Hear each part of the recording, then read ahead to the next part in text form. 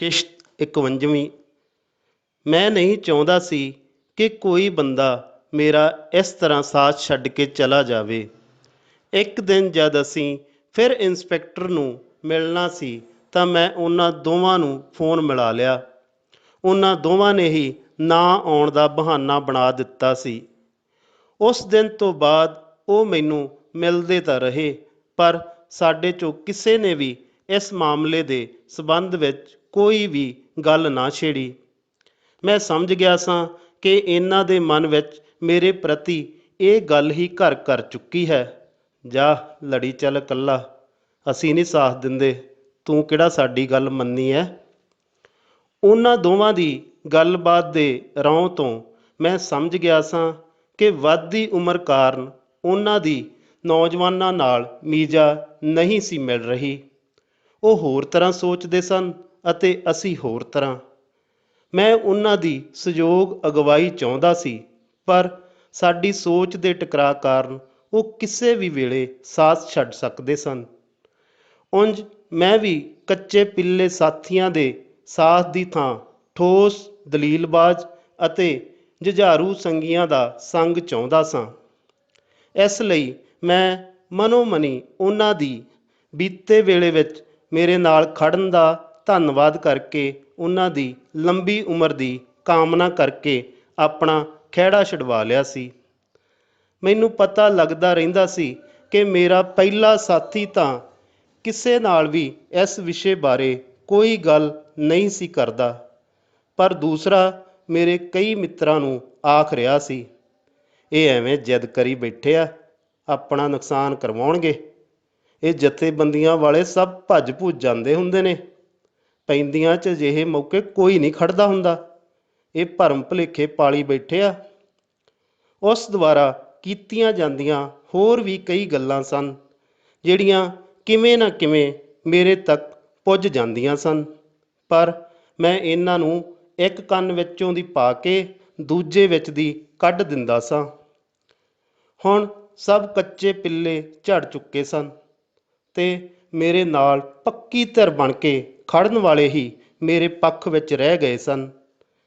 ਇਹਨਾਂ ਬੰਦਿਆਂ ਦੀ ਖਾਸੀਅਤ ਇਹ ਰਹੀ ਕਿ ਇਹਨਾਂ ਨੇ ਸਾਰਾ ਮਸਲਾ ਹੱਲ ਹੋਣ ਤੱਕ ਪਰਛਾਵੇਂ ਵਾਂਗ ਮੇਰਾ ਸਾਥ ਦੇਣ ਦਾ ਵਾਅਦਾ ਕੀਤਾ ਸੀ। ਕਿਸ਼ਤ 52ਵੀਂ। ਇਸ ਮਸਲੇ ਬਾਰੇ ਆਏ ਦਿਨ ਅਖਬਾਰਾਂ ਵਿੱਚ ਖਬਰਾਂ ਲੱਗਣ ਕਾਰਨ ਪੂਰੇ ਪੁਲਿਸ ਵਿਭਾਗ ਵਿੱਚ ਕਾਫੀ ਹਲਚਲ ਮੱਚ ਗਈ ਸੀ।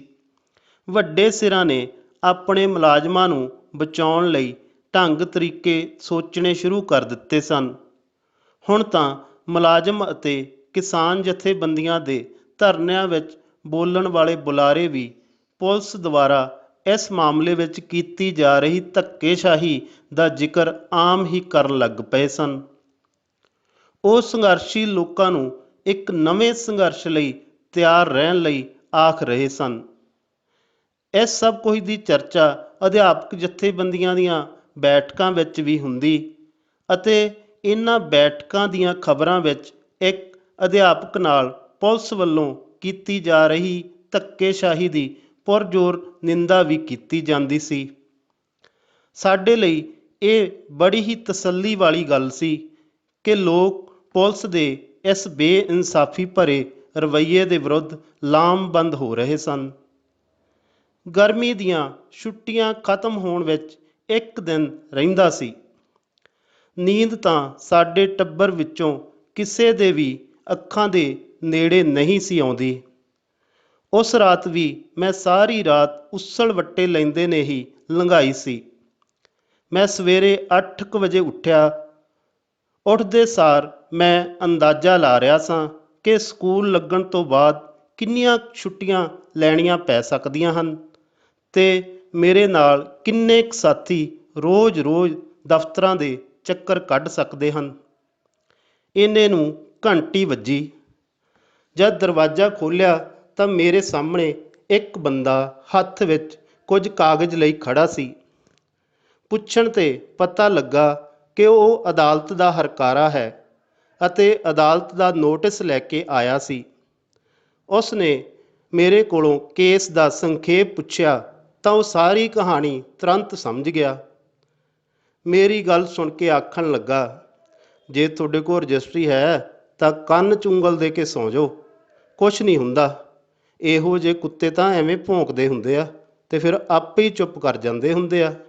ਉਹ ਮੇਰੇ ਕੋਲੋਂ ਅਦਾਲਤ ਦਾ ਨੋਟਿਸ ਪ੍ਰਾਪਤ ਕਰਨ ਦੇ ਦਸਤਖਤ ਕਰਵਾ ਕੇ ਮੁੜ ਗਿਆ। ਅੰਦਰ ਆ ਕੇ ਮੈਂ ਇਸ ਨੋਟਿਸ ਨੂੰ ਚੰਗੀ ਤਰ੍ਹਾਂ ਪੜ੍ਹਨਾ ਸ਼ੁਰੂ ਕਰ ਦਿੱਤਾ।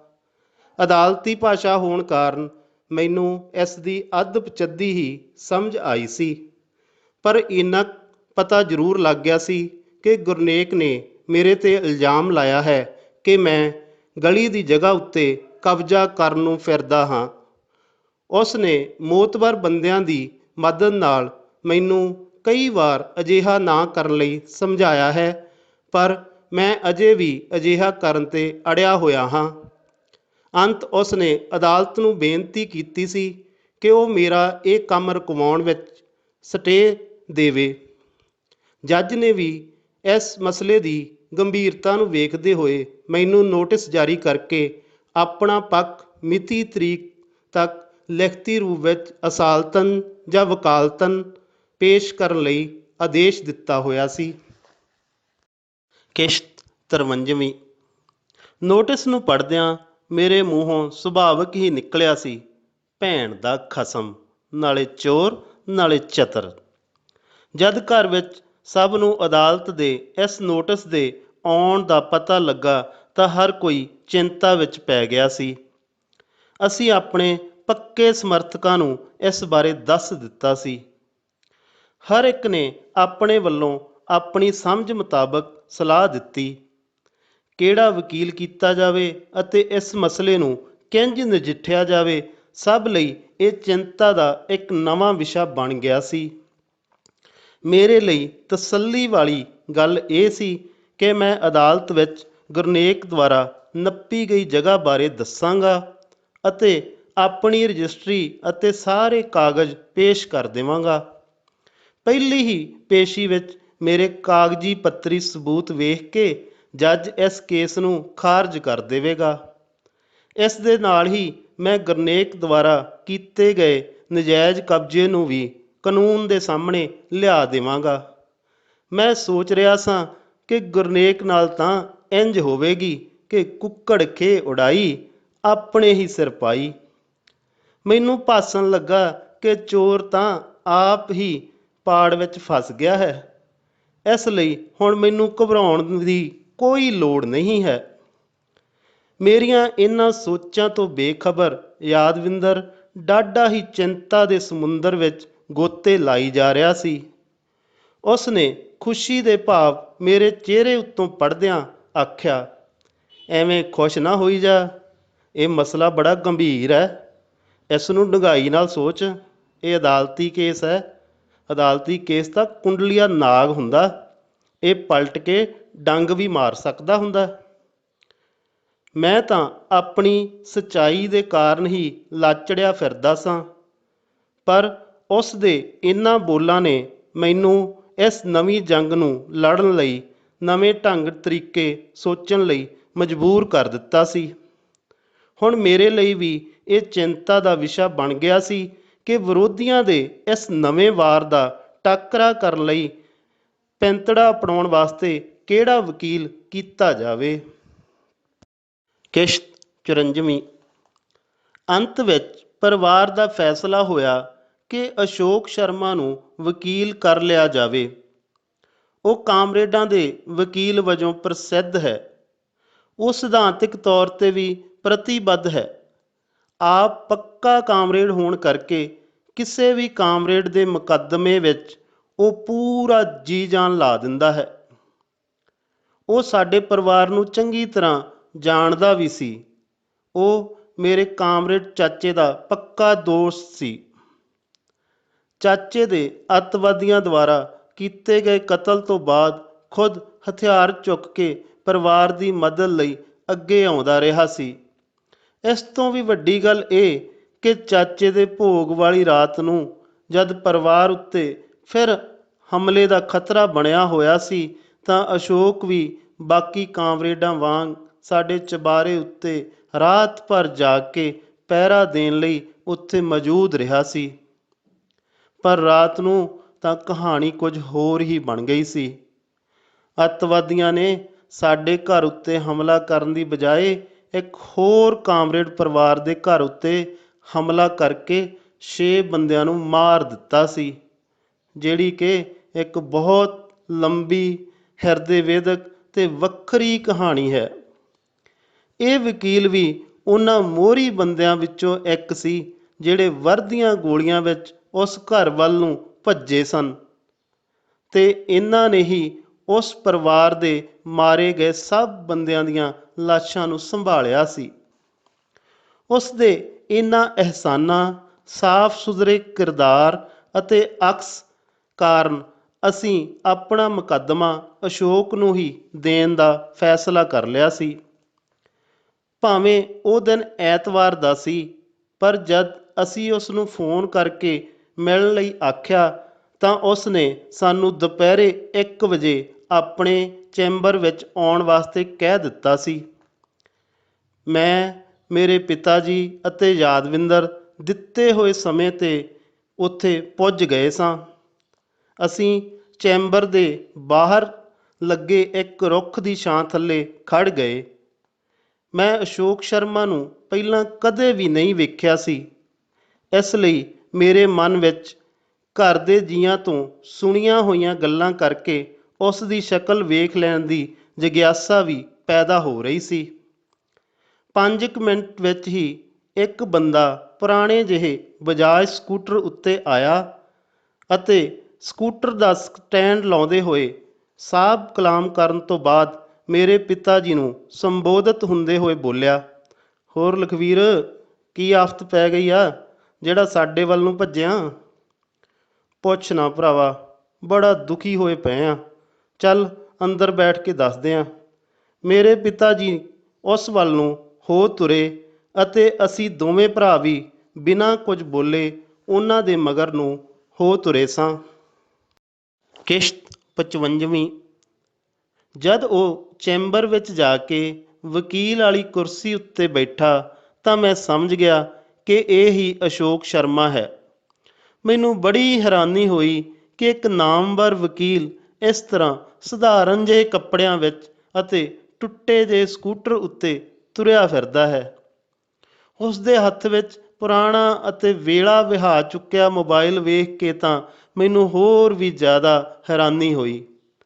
ਮੇਰੇ ਦਿਮਾਗ ਵਿੱਚ ਤਾਂ ਵਕੀਲਾਂ ਦੀ ਇੱਕ ਹੋਰ ਹੀ ਤਸਵੀਰ ਬਣੀ ਹੋਈ ਸੀ, ਜਿਸ ਵਿੱਚ ਉਹ ਵੱਡੀਆਂ ਵੱਡੀਆਂ ਗੱਡੀਆਂ ਉੱਤੇ ਝੂਟੇ ਲੈਂਦੇ, ਮਹਿੰਗੇ ਕੱਪੜੇ, ਮਹਿੰਗੇ ਮੋਬਾਈਲ ਲਈ ਫਿਰਦੇ ਅਤੇ ਰੌਬਦਾਰ ਸ਼ਖਸੀਅਤ ਵਾਲੇ ਹੁੰਦੇ ਸਨ। ਅਗਲੇ ਹੀ ਪਲ ਵਿੱਚ ਦਿਮਾਗ ਵਿੱਚ ਆਇਆ ਕਿ ਜਦ ਇਹ ਸਾਰੀ ਦਿਹਾੜੀ ਰਹਿੰਦਾ ਹੀ ਕਾਮਰੇਡਾਂ ਵਿੱਚ ਹੈ ਤਾਂ ਹੀ ਤਾਂ ਇਹ ਵਿਚਾਰਾ ਕਾਮਰੇਡਾਂ ਦਾ ਵਕੀਲ ਵੱਜਦਾ ਹੈ। ਇਸ ਦੀ ਸ਼ਕਲ ਸੂਰਤ ਅਤੇ ਰਹਿਣ ਸਹਿਣ ਵੀ ਤਾਂ ਕਾਮਰੇਡਾਂ ਵਾਲਾ ਹੋਣਾ ਸੁਭਾਵਿਕ ਹੀ ਹੈ। ਜੈਸੀ ਸੰਗਤ ਵੈਸੀ ਰੰਗਤ। ਫਿਰ ਦਿਮਾਗ ਵਿੱਚ ਆਇਆ ਕਿ ਚਲੋ ਆਪਾਂ ਨੂੰ ਕੀ, ਆਪਾਂ ਅੰਬ ਚੂਪਣੇ ਕਿ ਦਰਖਤ ਗਿਣਨੇ ਨੇ। ਜੱਜ ਨੇ ਤਾਂ ਦਲੀਲਾਂ ਸੁਣਨੀਆਂ ਨੇ, ਉਸ ਨੂੰ ਕੀ, ਕੋਈ ਜਿਵੇਂ ਮਰਜ਼ੀ ਰਹਿੰਦਾ ਹੋਵੇ। ਅਸੀਂ ਆਪਣੀ ਸਾਰੀ ਰਾਮ ਕਹਾਣੀ ਆਪਣੇ ਵਕੀਲ ਨੂੰ ਸੁਣਾ ਦਿੱਤੀ। ਉਸ ਦੇ ਕਹਿਣ ਮੁਤਾਬਕ ਸਾਡਾ ਕੇਸ ਬੜਾ ਮਜ਼ਬੂਤ ਸੀ। ਉਸ ਨੇ ਵਿਚਲੀ ਗੱਲ ਇਹ ਵੀ ਦੱਸੀ ਕਿ ਮਸਲਾ ਪ੍ਰੈਸ ਵਿੱਚ ਆਉਣ ਅਤੇ ਜਥੇਬੰਦੀਆਂ ਦੇ ਹੱਥ ਲੱਗ ਜਾਣ ਕਾਰਨ ਇਹ ਕੇਸ ਪੁਲਿਸ ਵਾਲਿਆਂ ਨੇ ਜਾਣ ਬੁੱਝ ਕੇ ਕਰਵਾਇਆ ਹੈ। ਹੁਣ ਪੁਲਿਸ ਵਿਭਾਗ ਨੇ ਬਚਾਅ ਦਾ ਇਹ ਹੀ ਰਾਹ ਲੱਭਿਆ ਹੈ ਕਿ ਉਹ ਇਸ ਮਸਲੇ ਨੂੰ ਅਦਾਲਤ ਵਿੱਚ ਭੇਜ ਕੇ ਆਪਣੇ ਆਪ ਨੂੰ ਇਹ ਆਖ ਕੇ ਮੁਕਤ ਕਰ ਲੈਣਗੇ ਕਿ ਇਹ ਮਾਮਲਾ ਅਦਾਲਤ ਵਿੱਚ ਹੈ ਤੇ ਉਹ ਇਸ ਵਿੱਚ ਕੁਝ ਵੀ ਨਹੀਂ ਕਰ ਸਕਦੇ ਹਨ। ਵਕੀਲ ਦੀ ਇਹ ਗੱਲ ਸੁਣ ਕੇ ਮੈਨੂੰ SP ਦੀ ਆਖੀ ਹੋਈ ਗੱਲ ਵੀ ਯਾਦ ਆ ਗਈ। ਉਸ ਨੇ ਇੱਕ ਦਿਨ ਮਿਲਣ ਗਿਆ ਨੂੰ ਸਾਨੂੰ ਆਖਿਆ ਸੀ ਕਿ ਜੇਕਰ ਦੂਜੀ ਧਿਰ ਅਦਾਲਤ ਵਿੱਚ ਚਲੀ ਗਈ ਤਾਂ। ਵਕੀਲ ਨੇ ਇੱਕ ਹੋਰ ਗੱਲ ਦੱਸੀ, ਉਹ ਇਹ ਕਿ ਕੇਸ ਇੰਨੀ ਕਾਹਲੀ ਨਾਲ ਤਿਆਰ ਕਰਕੇ ਕਰਨ ਦੀ ਕੀਤੀ ਗਈ ਹੈ ਕਿ ਕੱਲ੍ਹ ਹੀ ਇਹ ਕੇਸ ਅਦਾਲਤ ਵਿੱਚ ਲਾਇਆ ਗਿਆ ਸੀ। ਇਹ ਜਲਦਬਾਜ਼ੀ ਦਾ ਹੀ ਨਤੀਜਾ ਹੈ ਕਿ ਅੱਜ ਹੀ ਉਹ ਵੀ ਐਤਵਾਰ ਵਾਲੇ ਦਿਨ ਤੁਹਾਨੂੰ ਨੋਟਿਸ ਭੇਜ ਦਿੱਤਾ ਗਿਆ ਹੈ। ਇਹ ਕਾਲ ਇਹ ਦਰਸਾਉਂਦੀ ਹੈ ਕਿ ਦੂਜੀ ਧਿਰ ਨੇ ਜ਼ਰੂਰ ਕਿਸੇ ਸਿਫਾਰਿਸ਼ ਨਾਲ ਇਹ ਤੇਜ਼ੀ ਕਰਵਾਈ ਹੈ ਜਾਂ ਫਿਰ ਸੰਬੰਧਿਤ ਕਲਰਕ ਅਤੇ ਹਰਕਾਰੇ ਨੂੰ ਪੈਸੇ ਦੇ ਕੇ ਛੁੱਟੀ ਵਾਲੇ ਦਿਨ ਇਹ ਨੋਟਿਸ ਤੁਹਾਨੂੰ ਭੇਜ ਦਿੱਤਾ ਹੈ। ਇਹ ਸਾਰਾ ਕੁਝ ਰਾਤੋਂ ਰਾਤ ਹੀ ਹੋਇਆ ਹੈ, ਨਹੀਂ ਤਾਂ ਅਦਾਲਤਾਂ ਦੇ ਨੋਟਿਸ ਜਾਰੀ ਹੁੰਦਿਆਂ ਨੂੰ ਕਈ ਦਿਨ ਤਾਂ ਕੀ ਕਈ ਹਫ਼ਤੇ ਵੀ ਲੰਘ ਜਾਂਦੇ ਹਨ। ਕਿਸ਼ਤ 56ਵੀਂ। ਵਕੀਲ ਦੀ ਗੱਲ ਸੁਣ ਕੇ ਮੇਰੇ ਮੂੰਹੋਂ ਸੁਭਾਵਕ ਹੀ ਨਿਕਲਿਆ, ਹੈਂ, ਅਦਾਲਤਾਂ ਵਿੱਚ ਵੀ ਅਜਿਹਾ ਕੁਝ ਚੱਲਦਾ? ਇੱਥੇ ਤਾਂ ਹੋਰ ਵੀ ਬੜਾ ਕੁਝ ਚੱਲਦਾ ਪੁੱਤਰਾ, ਤੂੰ ਪਹਿਲੀ ਵਾਰ ਆਇਆ ਲੱਗਦਾ ਸਾਡੇ ਕੋਲ। ਵਕੀਲ ਮੇਰੇ ਵੱਲ ਤਰਸ ਭਰੀ ਨਿਗਾਹ ਨਾਲ ਝਾਕਦਾ ਹੋਇਆ ਬੋਲਿਆ। ਉਹ ਜ਼ਰਾ ਮੁਸਕਰਾ ਵੀ ਪਿਆ ਸੀ। ਮੈਂ ਉਸ ਨੂੰ ਦੱਸਿਆ, ਸਰ 2-3 ਵਾਰ ਪਹਿਲਾਂ ਵੀ ਆਇਆ ਸੀ। ਚਾਚੇ ਦਾ ਮੁੰਡਾ ਨਾ ਰਮਿੰਦਰ, ਉਹ ਲੱਗਾ ਹੁੰਦਾ ਸੀ ਇਸ ਕਚਹਿਰੀ 'ਚ। ਇੱਕ ਕਹਾਣੀ ਦੀ ਪਾਤਰ ਉਸਾਰੀ ਕਰਨ ਵਾਸਤੇ ਅਦਾਲਤ ਦਾ ਦ੍ਰਿਸ਼ ਵੇਖਣ ਆਉਂਦਾ ਹੁੰਦਾ ਸੀ ਤਾਂ ਕਿ ਕਹਾਣੀ ਰੁਚੀਪੂਰਨ ਤੇ ਅਸਲੀ ਲੱਗੇ। ਅੱਗੇ ਤਾਂ ਤੂੰ ਪਾਠਕਾਂ ਨੂੰ ਵਿਖਾਉਂਦਾ ਹੁੰਦਾ ਸੀ ਕਚਹਿਰੀ ਦੇ ਨਜ਼ਾਰੇ, ਹੁਣ ਆਪ ਹੀ ਵੇਖ ਲਈ ਅਦਾਲਤ ਦਾ ਸਵਾਦ। ਤੇਰਾ ਇੰਨਾ ਤਜਰਬਾ ਹੋ ਜਾਣਾ ਨਾ ਕਿ ਭਾਵੇਂ ਸਾਰੀ ਉਮਰ ਬੈਠਾ ਲਿਖੀ ਜਾਈਂ, ਮੈਟਰ ਮੁੱਕਣਾ ਹੀ ਨਹੀਂ। ਵਕੀਲ ਨੇ ਗੰਭੀਰ ਹੁੰਦੇ ਹੋਏ ਆਖਿਆ ਸੀ। ਇਹ ਮੁਕੱਦਮਾ ਕਿੰਨਾ ਕੁ ਚਿਰ ਚੱਲ ਸਕਦਾ ਜੀ? ਮੈਂ ਵਕੀਲ ਨੂੰ ਪੁੱਛਿਆ ਸੀ। ਵੇਖ, ਇਹ ਤਾਂ ਸਭ ਨੂੰ ਹੀ ਪਤਾ ਲੱਗੀ ਜਾਂਦਾ ਕਿ ਤੂੰ ਸੱਚਾ ਹੈ। ਇਹ ਤਾਂ ਜੱਜ 'ਤੇ ਨਿਰਭਰ ਕਰਦਾ ਕਿ ਉਸ ਦੇ ਮਨ ਵਿੱਚ ਕੀ ਆਉਂਦੀ ਹੈ। ਹੋ ਸਕਦਾ ਪਹਿਲੀ ਤਰੀਕ 'ਤੇ ਹੀ ਇਸ ਮਸਲੇ ਨੂੰ ਖਾਰਜ ਕਰ ਦੇਵੇ ਅਤੇ ਹੋ ਸਕਦਾ ਲੰਬਾ ਵੀ ਚੱਲ ਜਾਵੇ। ਇਹਨਾਂ ਦੀਵਾਨੀ ਕੇਸਾਂ ਦਾ ਕੁਝ ਨਹੀਂ ਪਤਾ ਲੱਗਦਾ ਹੁੰਦਾ। 2-3 ਸਾਲ ਤਾਂ ਮਾਮੂਲੀ ਜਿਹੀ ਗੱਲ ਨੇ, ਜੇ ਲੰਕ ਜਾਣ ਤਾਂ 10-15 ਸਾਲ ਵੀ ਲੱਗ ਸਕਦੇ ਨੇ। ਉਹ ਗੰਭੀਰ ਹੁੰਦਾ ਹੋਇਆ ਬੋਲਿਆ ਸੀ।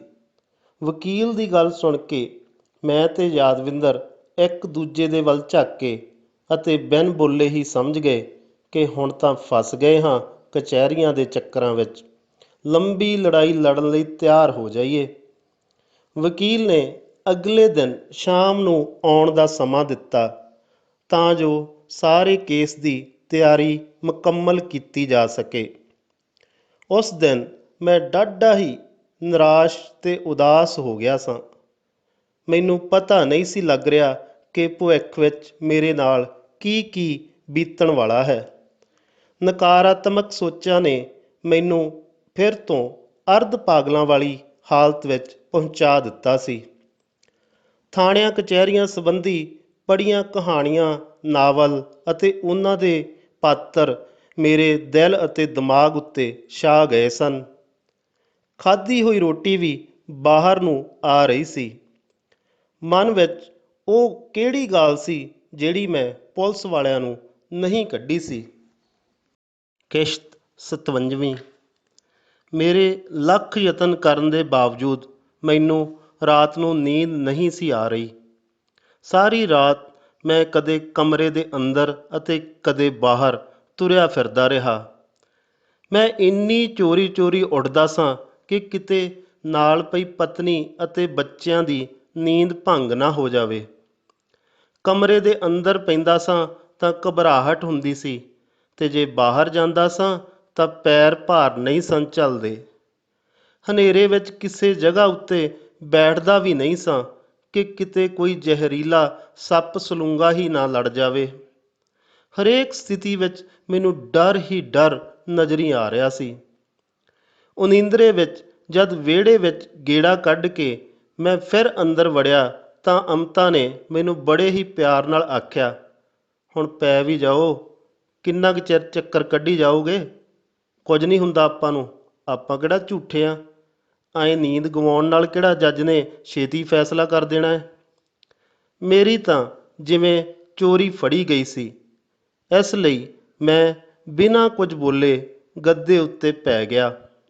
ਅੱਖਾਂ ਬੰਦ ਕਰਕੇ ਸੌਣ ਦਾ ਯਤਨ ਕਰਨ ਲੱਗ ਪਿਆ, ਪਰ ਫਿਰ ਵੀ ਮੈਨੂੰ ਥਾਣਾ ਤੇ ਕਚਹਿਰੀ ਹੀ ਦਿਸੀ ਜਾ ਰਹੇ ਸਨ, ਤੇ ਜੇ ਅੱਖਾਂ ਖੋਲ੍ਹ ਵੀ ਲੈਂਦਾ ਸਾਂ ਤਾਂ ਵੀ ਉਹੀ ਦ੍ਰਿਸ਼ ਨਜ਼ਰੀ ਆ ਰਹੇ ਸਨ। ਇੰਨੀ ਪਰੇਸ਼ਾਨੀ ਮੈਂ ਪਹਿਲਾਂ ਕਦੇ ਵੀ ਨਹੀਂ ਹੰਢਾਈ ਸੀ।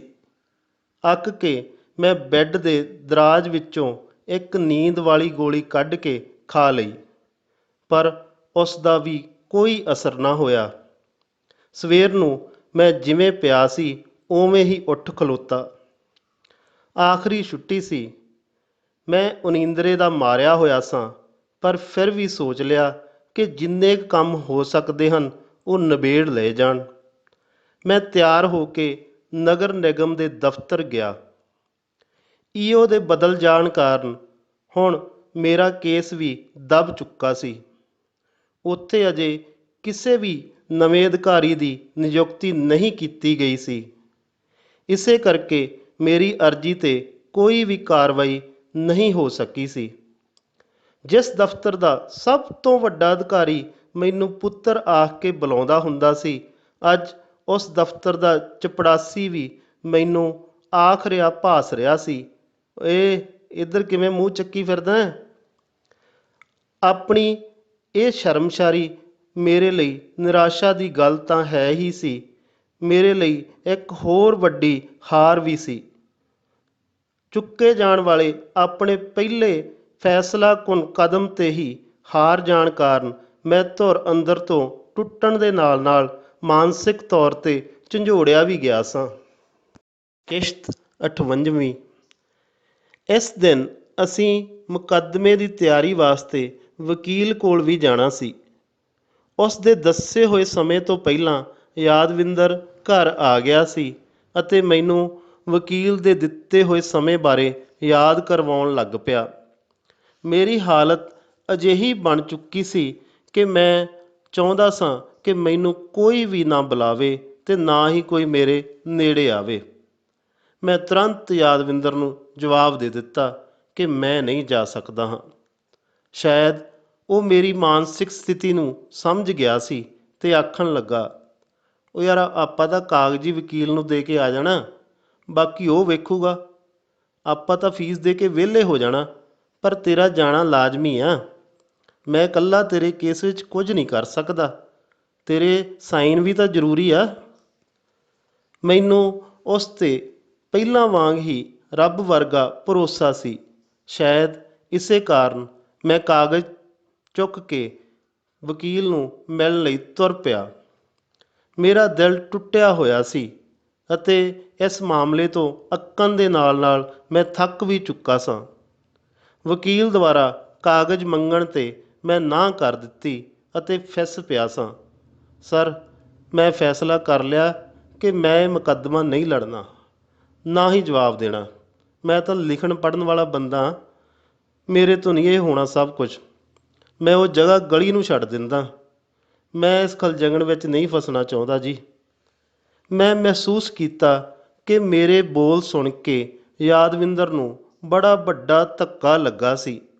ਉਹ ਮੇਰੇ ਵੱਲ ਬੜੀ ਹੈਰਾਨੀ ਨਾਲ ਝਾਕਿਆ ਸੀ, ਪਰ ਬੋਲਿਆ ਕੁਝ ਨਹੀਂ ਸੀ। ਵਕੀਲ ਨੇ ਦਲੀਲ ਦਿੱਤੀ, ਇਹੀ ਤਾਂ ਉਹ ਚਾਹੁੰਦੇ ਆ ਕਿ ਤੂੰ ਤੰਗ ਹੋਵੇਂ, ਪਰੇਸ਼ਾਨ ਹੋਵੇਂ ਤੇ ਉਹ ਜਿੱਤ ਜਾਣ।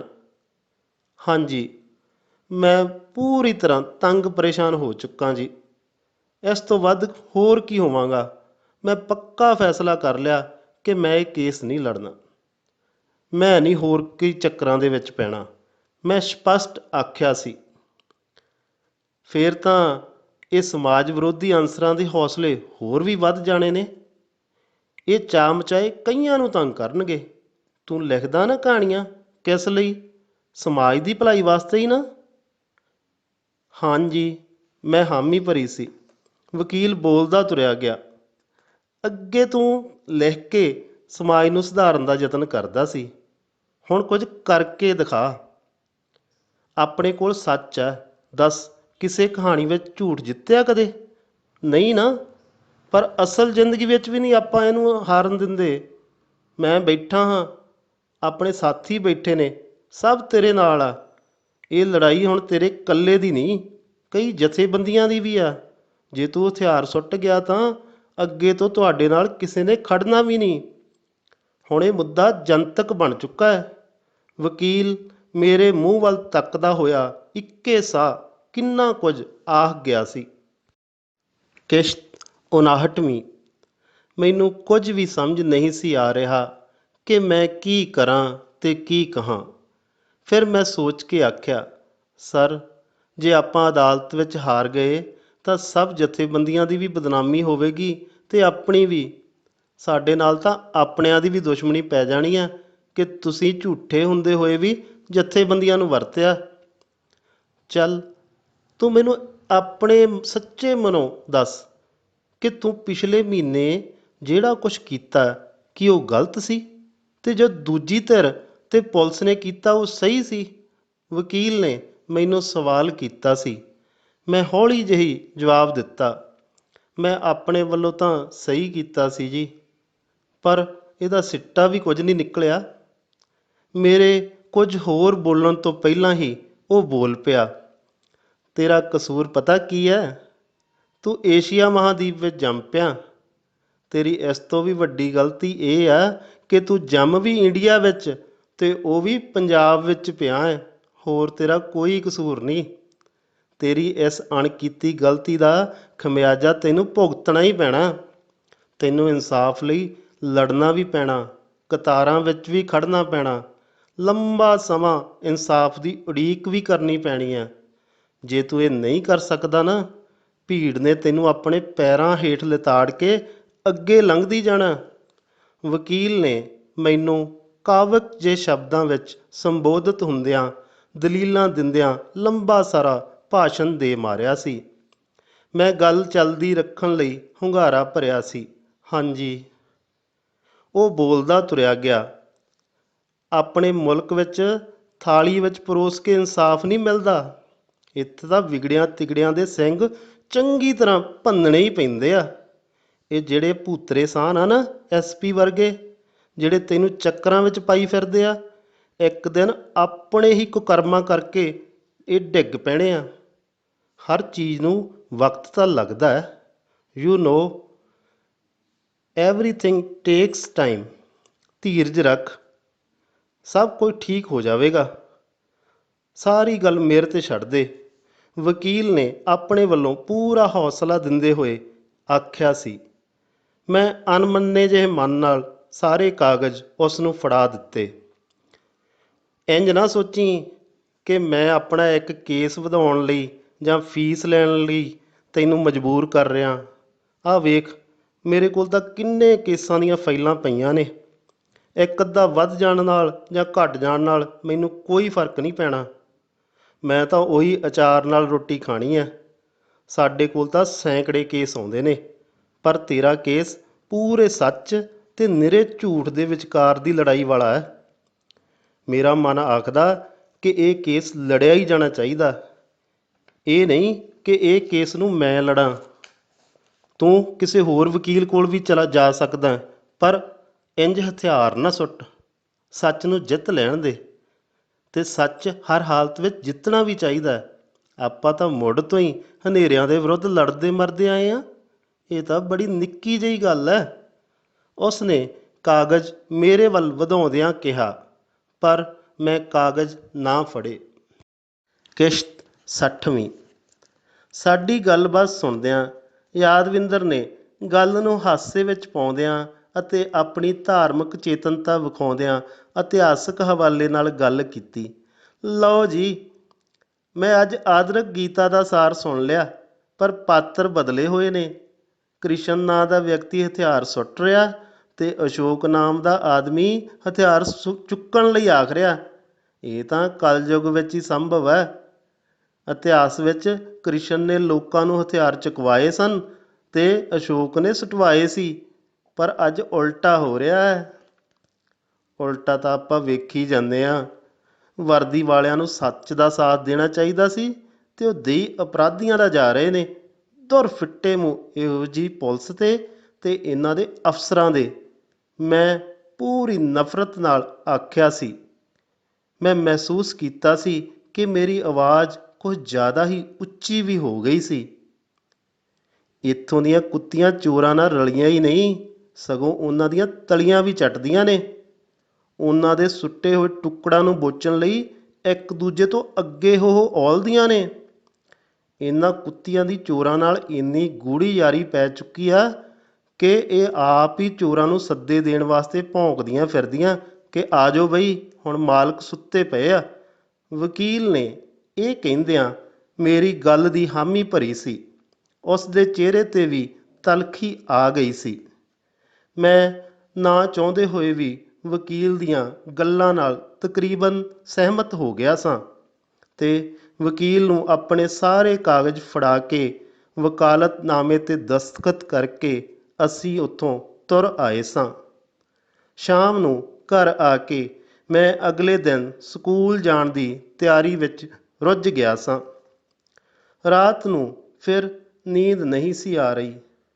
ਸਾਰੀ ਰਾਤ ਹੀ ਸੋਚਦਾ ਰਿਹਾ ਕਿ ਨੌਕਰੀ ਲੱਗਣ ਤੋਂ ਬਾਅਦ 13 ਸਾਲਾਂ ਵਿੱਚ ਇਹ ਪਹਿਲੀਆਂ ਛੁੱਟੀਆਂ ਸਨ ਜਿਨ੍ਹਾਂ ਵਿੱਚ ਮੈਂ ਕੁਝ ਦਿਨਾਂ ਵਾਸਤੇ ਕਿਧਰੇ ਵੀ ਘੁੰਮਣ ਫਿਰਨ ਲਈ ਨਹੀਂ ਗਿਆ ਸਾਂ ਅਤੇ ਨਾ ਹੀ ਰੱਜ ਕੇ ਕਿਤਾਬਾਂ ਪੜ੍ਹੀਆਂ ਸਨ। ਰੱਜ ਸ਼ਬਦ ਤਾਂ ਦੂਰ ਦਾ ਲੱਗ ਰਿਹਾ ਸੀ, ਕਿਤਾਬ ਨੂੰ ਤਾਂ ਮੈਂ ਹੱਥ ਤੱਕ ਵੀ ਨਹੀਂ ਸੀ ਲਾਇਆ। ਗਰਮੀਆਂ ਦੀਆਂ ਇਹ ਛੁੱਟੀਆਂ ਵਾਲਾ ਮਹੀਨਾ ਕਿਸ ਤਰ੍ਹਾਂ ਕਈ ਸਾਲਾਂ ਵਰਗਾ ਬਣ ਕੇ ਲੰਘਿਆ ਸੀ, ਇਹ ਸਿਰਫ ਮੈਨੂੰ ਹੀ ਪਤਾ ਸੀ।